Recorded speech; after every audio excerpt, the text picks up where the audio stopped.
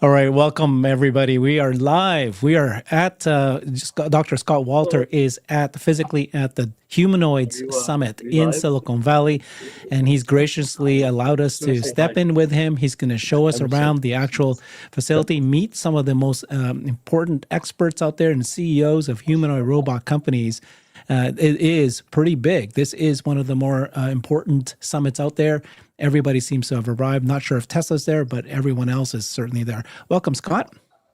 Welcome, Herbert. And as you can see, I'm live here at the Humanoid Summit, which is in Mountain View at the Computer History Museum.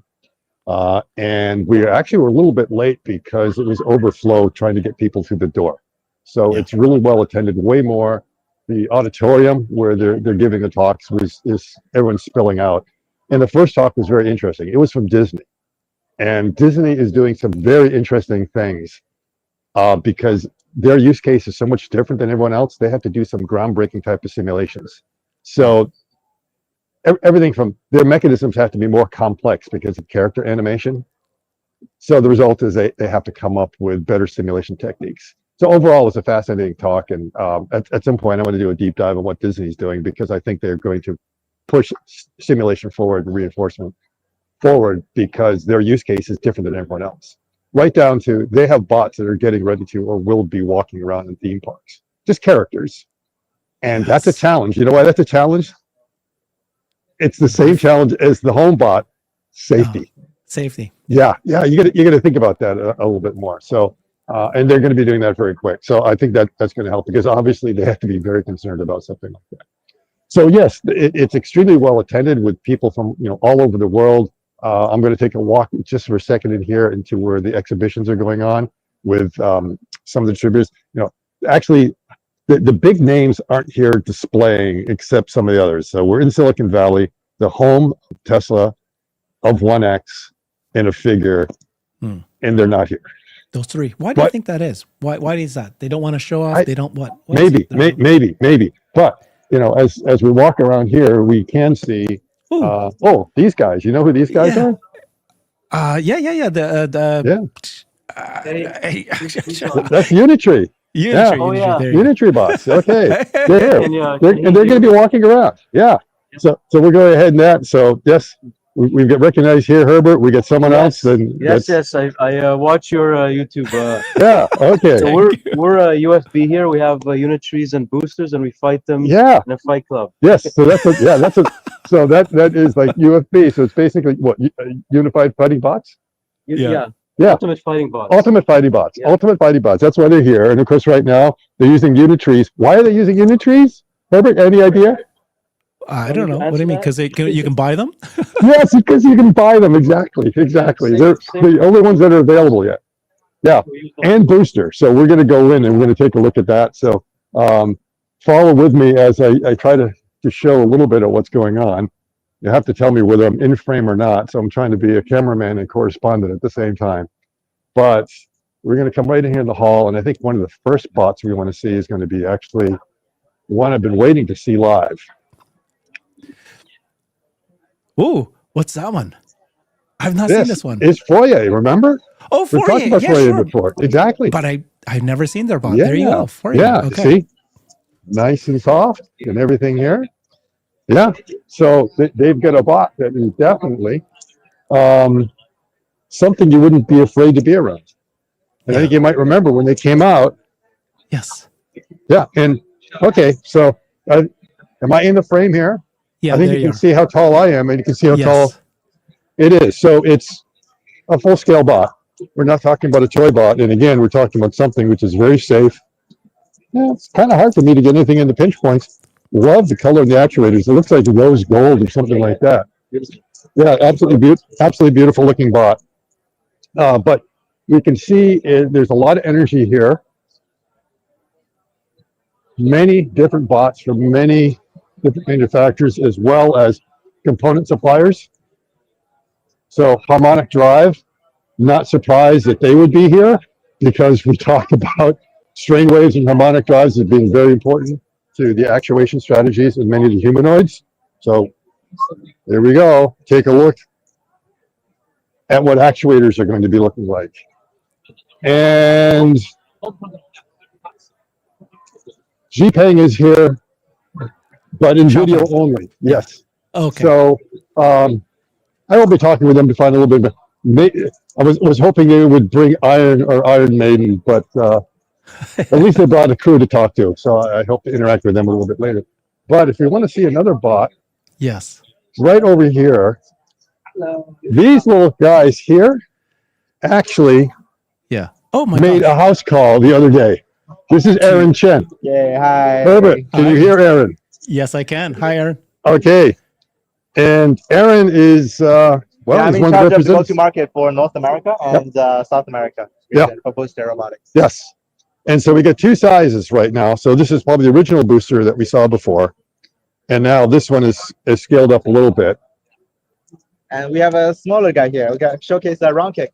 Ah, okay. So this is the one that's doing the round kick right now. Let's He see. did the round kick in my hotel room the other day. Was able to show that off. All right. Whoa. Yeah. Yeah. Yeah, yeah.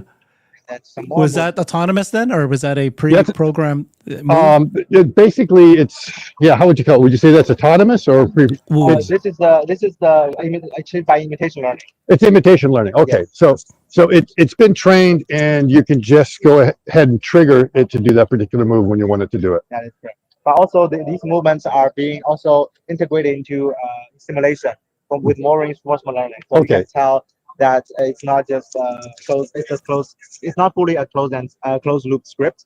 You can see if the different terrain changes, Yes. or sometimes if he trips, he can still maintain balance and complete the movements. Yeah, exactly. So it's IO with RO. So yeah, okay. So he's basically reacting to any outside forces that it would encounter when it attempts to do it. Exactly. Yeah. Yes. So everything's And they are fully open source, so which means that all the APIs are open. Yep. And they fully support secondary developments, and that's what the ecosystem we're trying to build to get all the global developers and software engineers to build on top of our humanoid platform.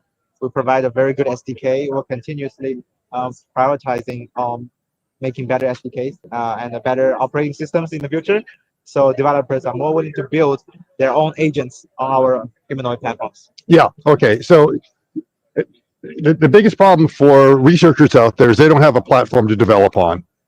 And so either the bots aren't available or they're extremely expensive. So this is kind of a nice compromise, is that the bots are available very quickly. They're economical. Maybe they're not full size yet, but something you can start to begin to work on. Definitely. Yes. Yes. Yeah. I find So, that Scott- some of the companies they build, I know some of the companies they build very, very tall robots, which Yeah. are very highly costly. But when Mm. I talk to a lot of US customers, they are actually hobbyists. Yeah. They're enthusiasts. They cannot afford a 100K robot to build on. But instead, they can get a humanoid at our size, which is like $6,000, starts from $6,000 US. And then whatever app or applications you build on in the future, you can always fine tune and retarget to the Okay. other robots. Okay. So Herbert, did you hear that? That Yes, you, I you did, can get yeah. this bot for about $6,000. So if you're thinking of getting me a Christmas present, Thank you. Yeah, thank thanks, you. Aaron. Thank you. Yep. Okay. So their goal is just to have a platform to sell their Yep, software. Yeah. Exactly. So it's let's say it's very similar to Unitree in that it's an open SDK that you can build on top of, and we sort of underestimate the number of literally hobbyists and researchers that just want to start developing on these different platforms to test things out. Gotcha. And they're trying to be more software as opposed to hardware. And if you can just buy something off the shelf to get you started, why not? And Gotcha. until now, you were having to spend about $100,000, and now you're talking about solutions that under six or under 10 for sure, and at 6,000, that's pretty good. So anyone who's a hobbyist or thinking of dipping a toe in that space, now you can do it. And like a year or so ago, we didn't think that was feasible. Mm-hmm. Yeah. Okay. So obviously we're going to see a lot of hands around here as well. So we have psionic hand, which is probably one of the, yes. So that's one of the most common hands that's being used out there on a lot of robot arms. If you don't want to build your own hands, you would go ahead and use the psionic hand. So that's one that's very common. It looks like an octa. Yeah, it looks like Doc Ock a little bit there. Absolutely. It is Why Doc Ock. is that? Okay, so here we go. What? Okay, so Herbert, let's take a look. Yeah, yeah. you see, he's moving his fingers and it's moving over there. So there's a Gotcha. big challenge. You need to have a robotic hand over here, right? But then you need the data capture. So you need a data capture, okay? This is the Manus glove, correct? Yes, and it's probably one of the best gloves out there as far as being able to truly capture what's going on. Now, if my understanding the trick is that you've got a really good tracker here that tells you where the hand is. And then from there, you're getting really good relative positions on the tips of your fingers. So you can see right there where the sensors are. And hopefully I'm getting everything in frame here. And so you get very accurate grip positions.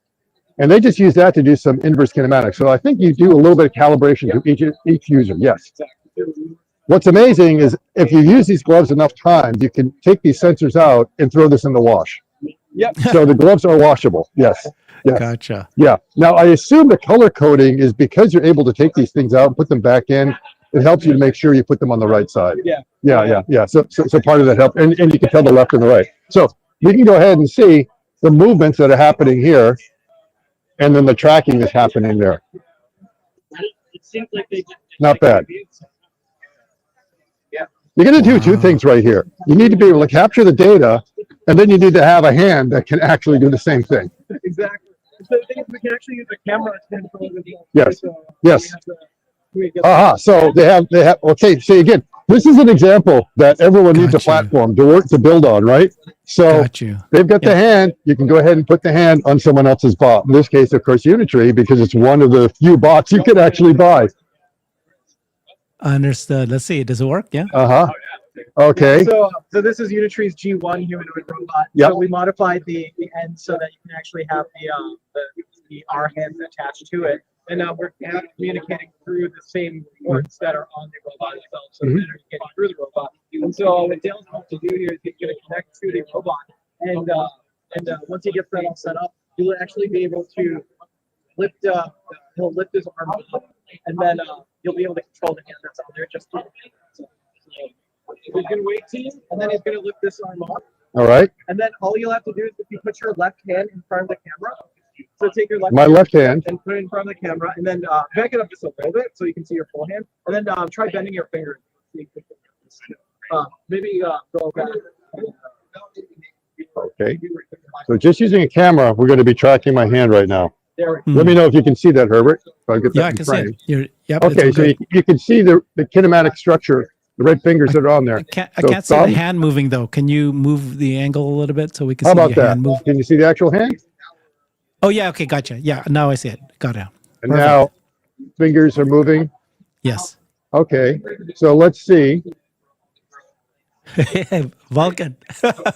Oh, okay. Can't do the Vulcan. Can't do the Vulcan. Because we don't have the abduction, but the main thing is that. Pardon me.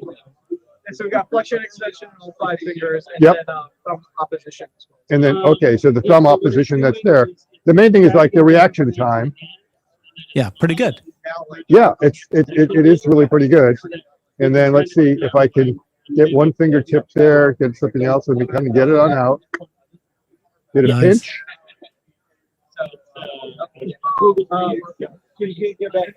So you don't necessarily need a data glove. You can also do it just with good camera tracking. We just got you. Okay, understood now. Yeah.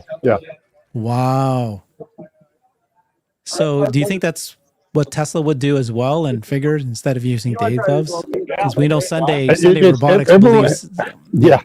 Everyone's using different types of data capture. So the data gloves is one way, and also it's going to it depends on the use case. It really does. Yeah. And see, one of the problems with the camera tracking is if I grab something, it may not be able to see it. If there's occlusion, you can't figure out what your hand is doing. And if you have the data glove on it, you don't have to worry about occlusion. And then it also comes down around cost and it can also come down around fidelity of how good is it actually getting the finger positions. Gotcha. Okay. All right. So this guy, he's getting a bit feisty right now. He's trying to put up his dukes. All right. Yeah, that's pretty amazing. Yeah. These things are not as stable as the bigger the T1s. Mm-hmm. The fact that it can still stand after that kick is really impressive.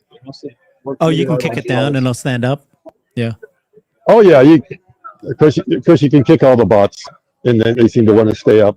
That's always the test. I'm not going to do it, but we can see it that if you want, you can kick them and they will recover pretty quickly or not even fall down. Yeah, Yeah, it's very which is impressive. amazing. Which is, when you think about before, we were lucky to do that.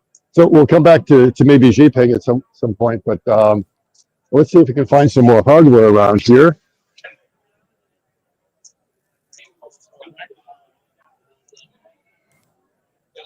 Noise, Panasonic. Okay. And what I think I might do is come back to the booth, which is Fourier, and see if we can find out a little bit more about. Oh, look at that little guy running around. So, So cute. yep. Oh, he's Yep. so cute. Whoa! Oh no! Oh little no! toddler. Oh no! Yeah. He'll get back up. He'll Okay, get back so up? here you go, and you can see why. There's a trip hazard right there. Oh, yeah. Yeah. A simple little thing like that.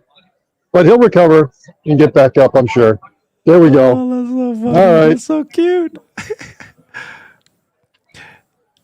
Are they purposely making their bots cute, Scott, so that Oh, probably. public Yeah, won't be why afraid not? of them? Well, not only that, it's fairly safe at that size. It's not really going to hurt anyone too much. Yeah. It's much easier to deploy something like that. So you'll probably see a lot of these bots that have like a good kind of companion entertainment value at first, until we get the data, and part of the data might be what makes them safe and what makes them unsafe. Yeah. And sometimes you What about that other one there with the wheels? Oh, look at this. A bunch of tiny little ones. Oh, man. Yeah, a bunch of tiny little ones here. Yeah, exactly. Oh, look at that. Oh, Yeah, my and gosh. Oh, my gosh. This is like Wall-E. That's Wall-E, and that Yep. they all look like, that looks right out of the movies. Yes, absolutely. Star Wars had something like that. That's a little. Oh yeah. What do you call those things, Scott? Doo-doo. Oh, I think Walkers. it's like the walkers. Yeah. In Star Wars, absolutely. Very very similar kind of appearance. Then over here we have like Wheelman, which is a humanoid torso on a lift in a mobile platform. Okay. They've been around. I mean, they have cobots that are deployed everywhere. So this is more for industrial settings, and they are definitely already deployed quite a bit. It's despite the fact that the arms are kind of slender because they're using harmonic drives with high gear ratios. They can get a lot of torque density, so they have more precision than you normally would have, and also pretty good torque as a result. So they're able to function in a lot of industrial settings where payload is important and precision sets being important. And like I say, they've already been out there as a robotics platform for quite a while. And I can see that you don't have to have it on a torso. You can just put it right You don't on the have to. desk. You don't have to. There's many tasks where that makes perfect sense. Yeah. What's important is on your mobile platform is whether the platform is omnidirectional, meaning if I've got something right in front of me and I have to just go a little bit to the left or right, I don't want to have to back up, turn around, drive, turn around, and come back in. I just want to step to the side. And most of mobile platforms are starting to do that right now, that they don't just drive and turn, but you can actually go sideways. Because we know how difficult it is to parallel park. You do want to have something like that the same way to be able to get in and out quite easily. Now, I know Agibot is around here somewhere. Oh, yeah. I didn't see them yet, but I know that they should have something.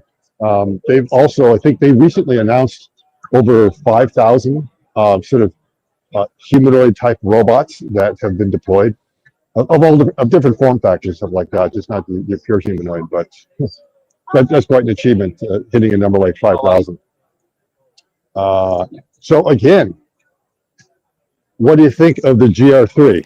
Yeah, I like it. I mean, obviously it's soft. That's the most critical thing. It's not, it's very cute. It looks like a cat, I guess. What is it? Is it functional, and can it actually do anything useful work? Or yeah, that's what we'll find out when I have a chance to kind of talk to them a little bit more about it. I'm shocked because Unitree, remember our Fourier, when we first talked to these guys, it was very mechanical, very metal and steel. This is a whole different so if you remember that the N, well, let me see, I guess the N1 or the others that we've seen. So that's even another, but they had something very early on, and they were kind of quiet for a while. Yes. And now they kind of come back on the scene. When this came out, everyone was quite impressed with it. because it looked really quite soft. So, the wrist seems to be pretty nice, that they've been able to get serially actuated wrist. That's right there. Like I say, very soft around everywhere. Mm. And in this area here, just to make sure if it was to fall over, you wouldn't feel intimidated. Just a very nice look.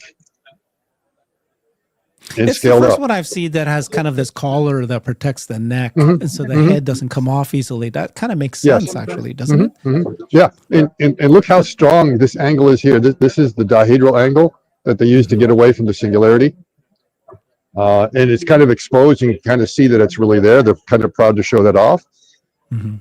Very familiar kind of hip actuation strategy, what we've called the far hip in the past. And what I find interesting here is that they do not have any angle, any anhedral angle in here, which we're seeing in a lot of the new robots coming out that are doing that. I think it's kind of a wise choice to leave it that way. And the waist, I think they just have a Z actuator in there that will just rotate back and forth. Is it just this? Can it do that? Yes? No? on the waist. So the waist is just Z rotation. Oh, okay. So maybe we'll get a chance to sort of see a little bit of how it functions. So we can rotate. Okay, here he is walking around. Oh, it's got the handle at the back, I guess, just Yeah. to make sure it doesn't fall and hang it up. Yep. Yeah. Where's the batteries? Yeah. So you can see everything. Yeah. You always have that an e-stop in the back. Gotcha. Also a data link that they can plug into. Gotcha. Mhm. Okay. So that's maybe a little bit of a summary of what's going on. Anything else you want to see, Herbert? Any other questions? Yeah. So who's attending the conference, and who will you be talking to later today as the days goes on? It's 2-day conference, right? Yeah. Yes. So it's a pretty big conference, and there's well, we can get over and somewhere I can actually find the board that shows who the sponsors are. Oh, we've got another bot coming in. I'm seeing who's. Ooh. Oh, that's Roberta. We'll be taking a look at that probably again. Seems to be What's a full-size Roberta? bot. What's that? It's a robot. It's another humanoid company. Roberta. Roberta, yes, which is kind of a clever name for a company. That it's one of those like, why didn't I think of that as a name? So we'll get an idea of who the exhibitors are. So we see obviously Booster up there, XPeng, UFB, Weave and Fourier. Unfortunately, of course, we don't see 1X, we don't see Tesla, we don't see Figure, we don't see Aptronic. Aptronic's there. No, Aptronic is going to be one of the speakers. Speakers, but they're not exhibiting. Yes. So, Gotcha. so these are the exhibitors, and then these are like the main sponsors. Humanoid will have someone speaking here, but they're not bringing anything to look at. So, yep. Gotcha. And then what are you most looking forward to? Why did you go there today? Well, there's a lot of very interesting speakers and talks around. Like say Disney was very interesting in what they're doing and the fact that they have a different use case. They're trying to sell something extremely different.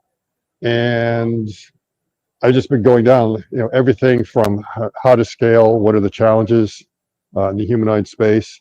Tomorrow, there's going to be a talk about the National Robotics Initiative from Brendan Schulman and Boston Dynamics. I think that's going to be really well attended. I'm going to have to show up early to make sure I have a place to seat. As it was, I was sitting way in the back. Hey, and to come out for this, it was like I had to climb over people to get out. And everyone is standing in the doors trying to get in. So it's extremely well attended. Boston Dynamics, why are they being interviewed for the national initiative? Aren't they owned by Hyundai? Is there some sort of way that they can still be active in the United States but owned by as a foreign country? That's all going to be interesting. I think part of it is because Brendan Schulman has been active in government affairs for Boston Dynamics for years. So that's why he's been kind of knows a lot about what's going on. He's met with congressional delegations before, speaking about the importance of I'd like to know from him how they're going to keep the data safe and private, and something that the Yeah, U.S. government will be comfortable with. yes, yes, exactly. And we'll find out more when he gives his talk tomorrow. And if I have a chance to interview him while I'm here, I will try to do Yeah. that. And yeah, Mhm. there's many other people that I would like to. Some of them, hopefully, they go on the record. Others might just be off the record conversations. But I've been picking up Yeah. a lot of very interesting tidbits about the industry in general. Been out here since Sunday, and have had a lot of meetings. And yeah, we've learned quite a bit. So, and I'm still digesting everything I've been picking up Hmm. and hearing Which about. of the companies, I know that we might be interviewing Sunday Robotics Mhm. in January, but which of the companies that are here are you most impressed with? Or you go, oh, this is something I hadn't known about them or something? A lot of them are still in stealth, so I can't say anything. And but what's interesting is that a lot it's really lightly attended, but I guess you could say by the Silicon Valley startups. I mean, as you Yeah. went to that list, you could see most of the exhibitors are all from outside the area or outside of North America, and a lot of it is that maybe the bots aren't ready to bring to an event like this, or it's not the right one.